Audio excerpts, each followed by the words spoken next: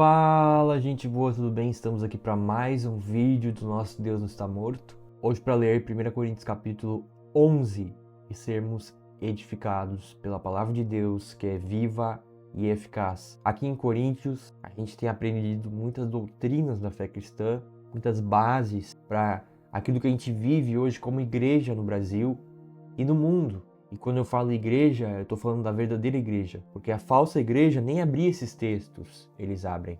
A verdadeira sim, porque ela quer que você cresça, tá bom?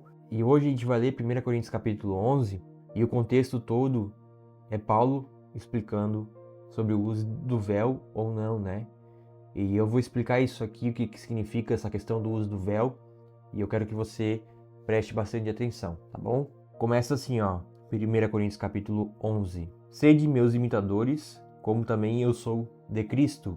Esse imitador está lá em 1 Coríntios 4, 16 e Filipenses 3, 17. Lembrando que essa parte é a parte final, né, do que ele falou em 1 Coríntios capítulo 10. O véu e seu uso na igreja de Corinto. De fato, eu vos louvo porque em tudo vos lembrais de mim e retendes as tradições, assim como vou-las entreguei. Quero, entretanto, que saibais ser Cristo o cabeça de todo homem, e o homem o cabeça da mulher, e Deus o cabeça de Cristo.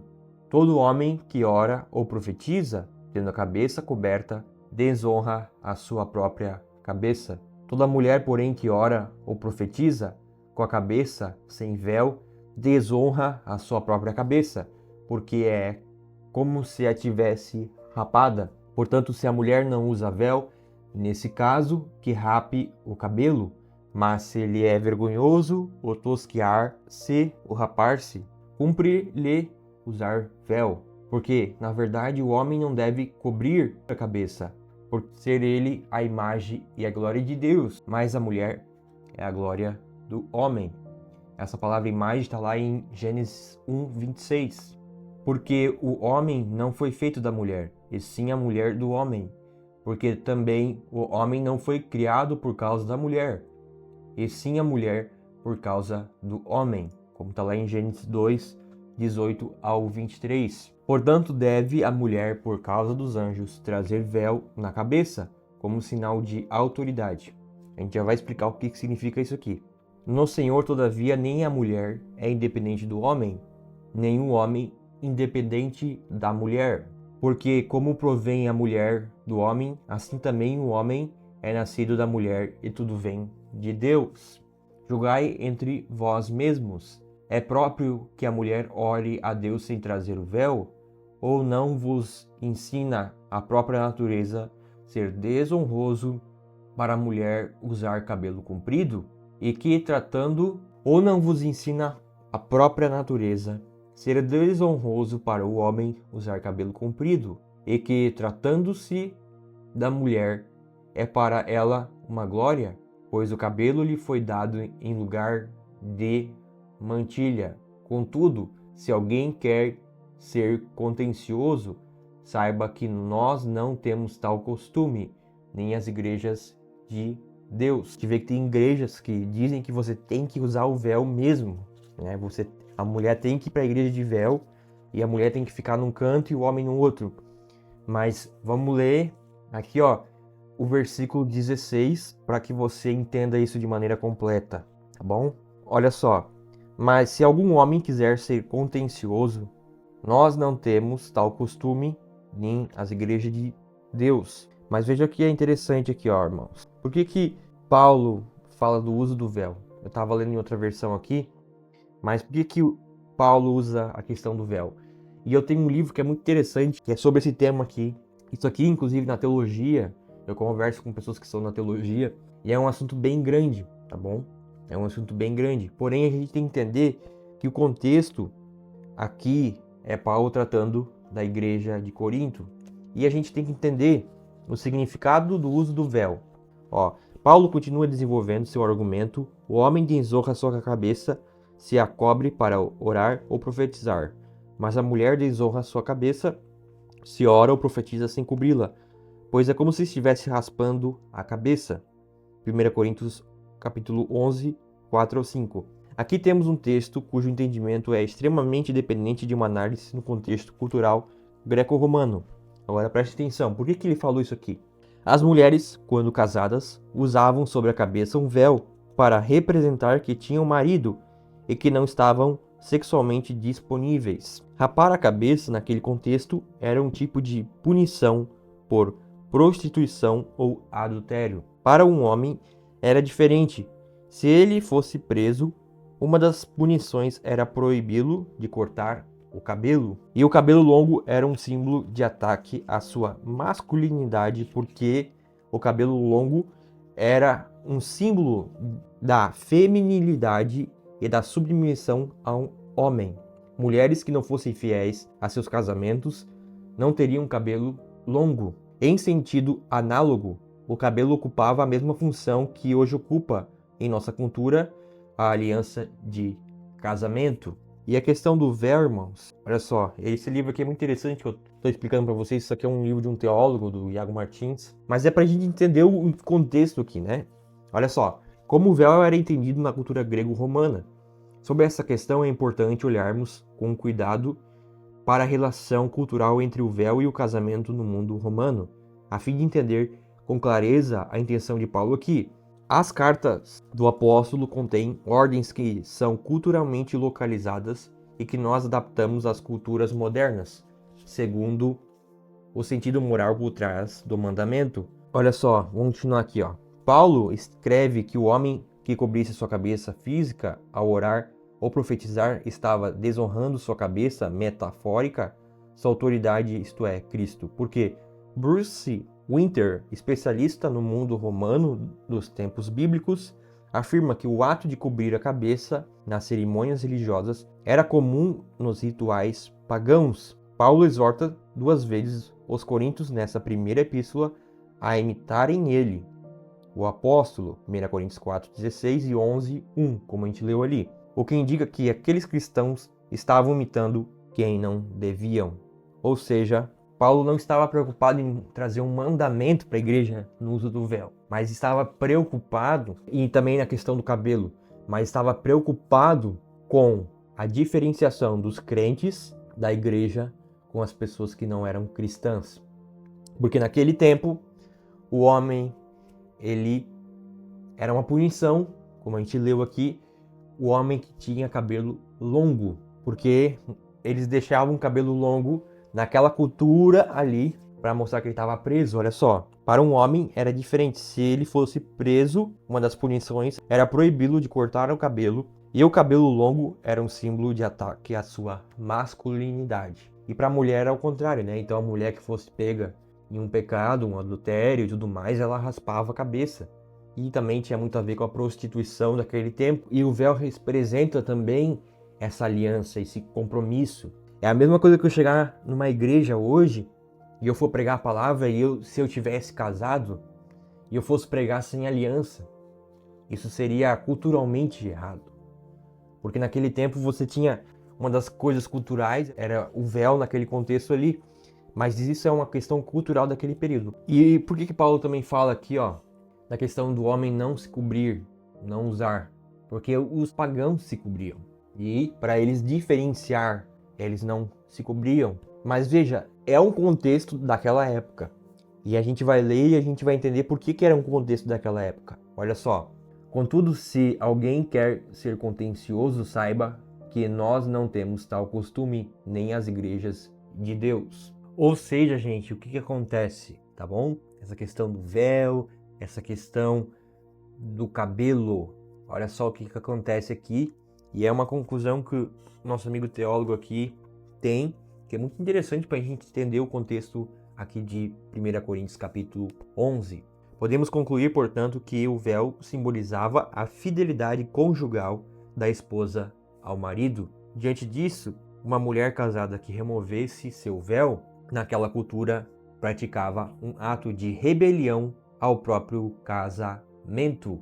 Seria, em nossa cultura, como jogar no lixo a aliança conjugal.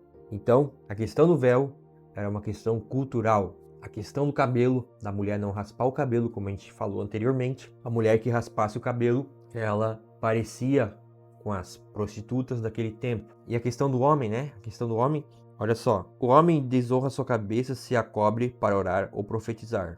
Mas a mulher desonra sua cabeça se ora ou profetiza sem cobri-la, pois é como se tivesse raspado a cabeça. Aqui temos um texto cujo entendimento é extremamente dependente de uma análise do contexto cultural grego-romano. Então, olha só, para um homem era diferente. Se ele fosse preso, uma das punições era proibi-lo de cortar o cabelo. E o cabelo longo era um símbolo de ataque à masculinidade, porque o cabelo longo era um símbolo de feminilidade e da submissão a um homem.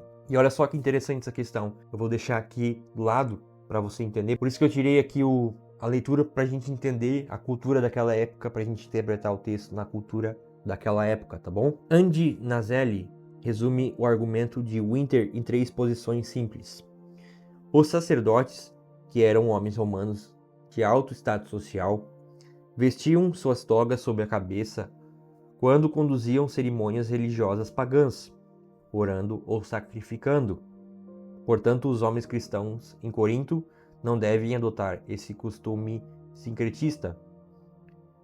O fato de uma mulher cobrir a cabeça, por exemplo, com um lenço fino, indicava socialmente que ela era casada, simbolizava sua modestia, castidade e submissão ao marido. Uma esposa que se recusou a cobrir a cabeça desonrou publicamente o marido, por isso que a mulher usava véu na igreja, era por causa disso, e era cultural daquele período. Um novo tipo de esposa rebelde estava surgindo nessa época no mundo romano. Sua rebeldia se revelava em sua promiscuidade sexual, o que naquela cultura era aceitável para os homens, mas não para as mulheres, o que era indicado pela remoção do véu. E também a mulher que estão ali, né, de deixar o cabelo curto. Então a mulher tinha o cabelo longo e usava véu para simbolizar a sua submissão ao marido, para mostrar para o mundo que era casado. E naquele contexto, um homem com cabelo longo, um homem que se cobrisse, então era porque naquele contexto cultural estava fugindo da sua masculinidade. E isso naquela cultura específica não era legal. Então a gente interpreta dessa forma, como uma questão cultural daquele período, mas que para nós mostra uma coisa muito interessante. E se você comprou esse livro para você entender mais a cultura daquela época, eu acho interessante o que ele fala aqui sobre a questão aqui, ó, na página 205 ele fala sobre a questão do sacerdote, da mulher e da mulher rebelde, para você entender isso aqui que eu botei aqui. Mas esse é um livro que eu gostei, eu li, muito interessante para ler 1 Coríntios capítulo 11. Gostei desse livro do Igrejas que Calam Mulheres. Acredito que nós devemos valorizar o casamento e não somos assim livres, tão livres assim para casar de novo, só porque não concordamos em estar casado com uma pessoa. Nós não devemos banalizar o casamento. E aqui ele traz uma opinião um pouquinho mais livre, né? Ele diz, a pessoa errou, mas ela pode se casar de novo e tal. Eu já sou de uma opinião assim, cara, é pra casar até que a morte separe. Eu ainda fico com a interpretação mais tradicional de que realmente nós temos que permanecer casados com a mesma esposa até que a morte separe. Vamos continuar a nossa leitura, vamos continuar aqui do versículo 17 em diante. Instrução quanto à celebração da ceia do Senhor. Nisto, porém, que vos prescrevo, não vos louvo, porquanto vos ajuntais não para melhor, e sim para pior. Porque antes de tudo estou informado haver divisões entre vós quando vos reunis na igreja, e eu, em parte, o creio. Porque até mesmo importa que haja partidos entre vós, para que também os aprovados se tornem conhecidos em vosso meio.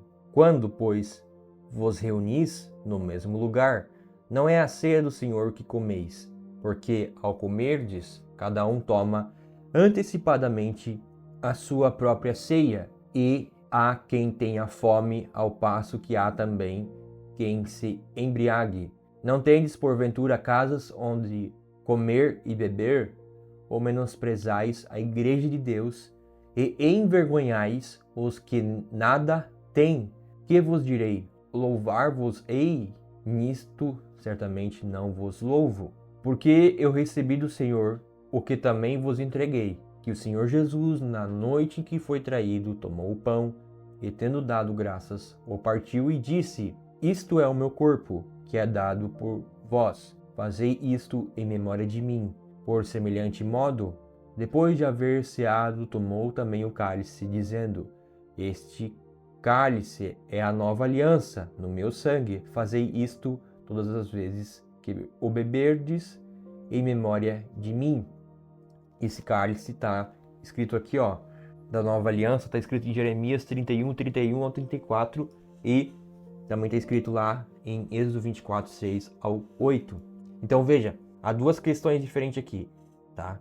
A gente vê que aqui, na questão do uso do véu, a gente vê que é uma coisa específica para aquela época, para diferenciar culturalmente um povo do outro. Mas a questão da ceia, a gente vê que existem outros textos. A gente vê que Jesus também partiu o pão com seus discípulos. A gente vê que existe uma continuidade. Como é que a gente vê que algo é só para aquela igreja específica ou é para haver uma continuidade? Simplesmente você olhando o contexto do texto. Ali realmente Paulo estava repreendendo aquela igreja para ela não se parecer com o mundo. Então o princípio é: eu não posso me parecer com o mundo. E aqui a gente vê outro princípio, ó, a ceia do Senhor. Nós devemos ceiar, irmãos. Tem duas coisas importantíssimas para um cristão. Primeiro é o batismo e depois é a ceia do Senhor. A ceia do Senhor é o momento em que nós participamos da vida de Cristo.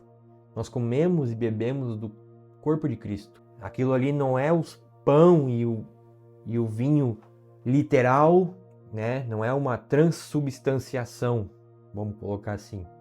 Mas é algo que representa, né, o corpo e o sangue de Cristo. Está escrito aqui, ó, fazei isto todas as vezes que o beberdes em memória de mim. Então aqui ele está falando, dando uma ordem para todo mundo. Porque todas as vezes que comerdes este pão e beberdes o cálice, anunciais a morte do Senhor até que ele venha.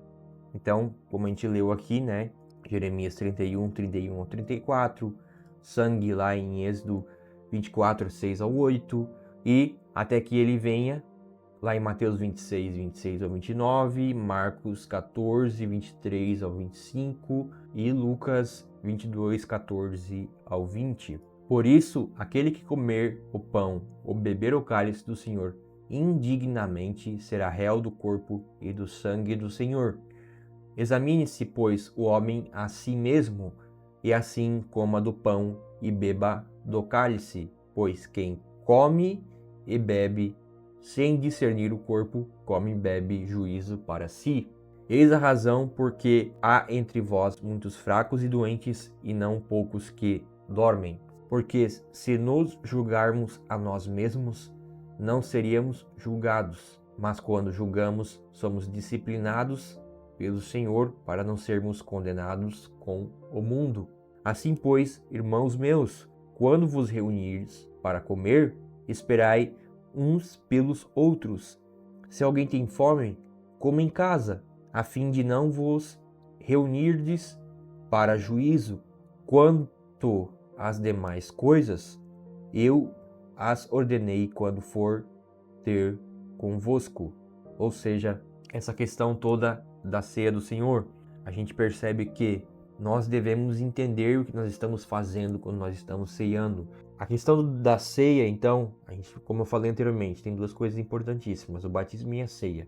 O batismo como uma confissão pública de que nós cremos em Jesus Cristo. Não, o batismo nosso não é o mesmo batismo de João. O nosso batismo, ele é o batismo realmente, nós cremos em Cristo e nós somos batizados. O batismo de João, ele era um batismo de preparação, né? E a gente vê outra questão também interessante, é que nós se batizamos então e nós temos que ceiar, como uma testificação de que nós estamos participando do corpo de Cristo e nós queremos lembrar daquilo que Jesus fez por nós, tá bom? E a gente vê que nós temos que discernir quando nós estamos fazendo aquele momento. Ninguém pode te impedir de ceiar. Ninguém pode dizer, você não pode ceiar. Não. A questão é examinar a si mesmo, olhar para dentro de si, ver como é que está o coração e ver o que o Cordeiro fez por ti. Se arrepender dos seus pecados. Isso é uma coisa particular de cada um. Então, naquele momento que você pega o pão e o cálice, o pão e o vinho, você tem que olhar para dentro de ti e ver como é que tá o teu coração, sabe? Isso é particular de cada um. Se você tem algo para contar para o Senhor ou para alguém, se assente com seu irmão e conte. Confesse uns aos outros para que sejam curados, como está na palavra de Deus. Mas veja, a questão é ver como é que está o coração. Porque quando a gente come do pão e do vinho do Senhor, come do pão e do cálice ali, a gente está comendo da vida de Deus. A gente está participando daquilo que Deus espera de nós como cristãos. Nós estamos comendo a vida de Deus. Nós estamos participando de algo eterno. Então, irmãos, é muito importante a gente fazer isso com entendimento. Não fazer isso como um leigo que não sabe o que está fazendo, mas como alguém que sabe exatamente o que está fazendo, tá bom? Senhor Deus, Pai, obrigado por cada um que está assistindo isso aqui. Senhor Deus, graças a Deus chegamos até o final. É uma leitura mais longa, é uma explicação mais longa. Obrigado pela sua palavra.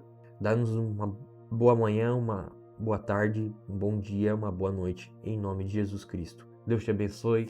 Até amanhã que vamos ler 1 Coríntios capítulo 12 e sermos edificados pela palavra de Deus, que é viva e eficaz. Valeu, valeu. Que a paz de Cristo reine no meu e no teu coração. Valeu.